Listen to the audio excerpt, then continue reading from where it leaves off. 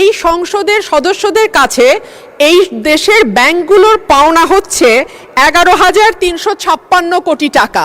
ধন্যবাদ মাননীয় সদস্য। আজান পড়ে গেছে তো। মাননীয় স্পিকার, টিআইবি সম্প্রতি বলছে যে এই সংসদের সদস্যদের কাছে এই দেশের ব্যাংকগুলোর পাওনা হচ্ছে 11,356 কোটি টাকা। একটা তথ্য দিলাম। দুই হচ্ছে, আমি যেহেতু আইনজীবী, ইলেকশনের আগে সামান্য কিছু টাকা দিয়ে কিভাবে রিশিডিউলিং করা হয় সেটা আমি খুব ভালো করেই জানি, এবং সিআইবির নামটা আসার পরে কিভাবে রিট পিটিশন দাখিল করে সিআইবির নামটা স্টে করে ইলেকশন করে আবারও সেই মানে সুদ দেওয়া বন্ধ করা হয় সেটাও আমরা ভালো বুঝি।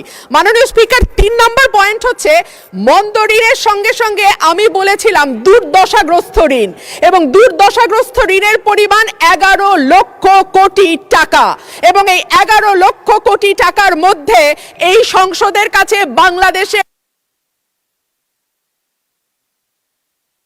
ধন্যবাদ মাননীয় সদস্য। আমি জনাব মোহাম্মদ আজিজুর রহমান যশোর আপনার কাছে দুঃখ প্রকাশ করছি, টাইম হলো না, আজান পড়ে যাচ্ছে।